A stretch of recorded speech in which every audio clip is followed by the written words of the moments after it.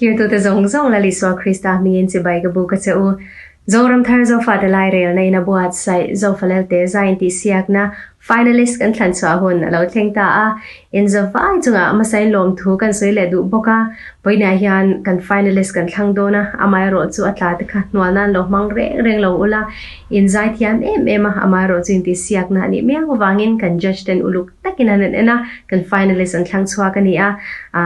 finalist ni theih ta lo te po ina Shia tura ka du chu in omoy tak te kha lali swa Krista choi moina le Zofa te kanin pum khat ze na lo mang chun zom ula he competition a hian inon telawangin in chunga kan lom tak zeta a hlotin na hinang mani kuta omani nang mani wangani ti kha kan soinon le du bokani echuan kan top finalist te kan puan ma in kan soidu le lok bok chu kan finalist te hi sawm pani turan nia amai ro chu judge ten point system mangin an han endika kan han bel khom chu mi pani in mark in ang chia an hmuhla umaya chu wang top 12 ni levin top 13 mi sawm pathum voinia han kan thlang chhuak don ani dikha kan soi du a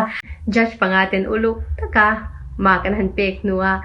in ang chia lo om thehi pathian rem ruat tharau program ani ti kan ring tlata chuwang chuan finalist sawm pathum kan nei ni ti kha kan soi fiale du ani a he ba ka soi le tur chu mi pathum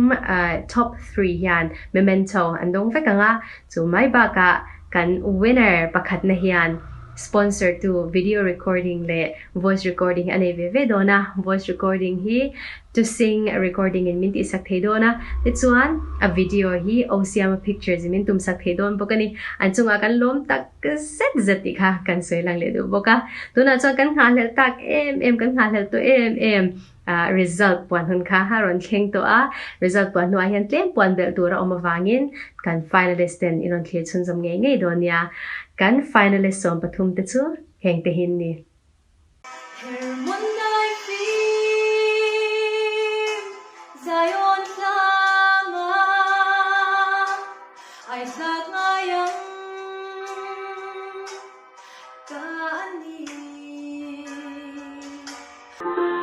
Harmondai fi zai ong tlanga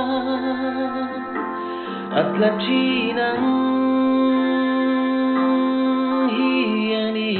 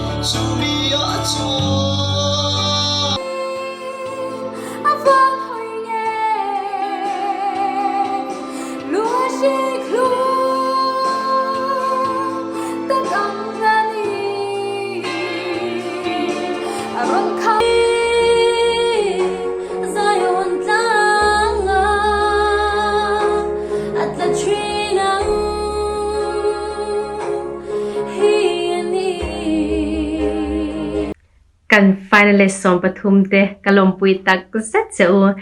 เลตัวน่ะชวนอินติดูรินชะตัวอะไร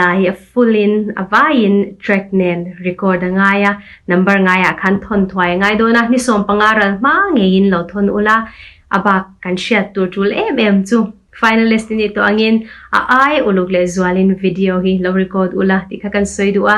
opo fia takin email po fia takakan mu the turin lo uluk le zwal ula chu mai ba ka namin thuam makanin thuam thei chuan du thu sa mani uluk te winin che ula zofa te ai o zai he inti siak ni ma chhon ni ti kha shathai le ula kan du ema tu se kan han cha le sham du chewani le tu na chon kanin bye bye mai ngai to dona finalist kan thlan chhuate du sakna sang ber kan hlan le du chewa kanin hmule ma zawng chu mangtha ma tui ule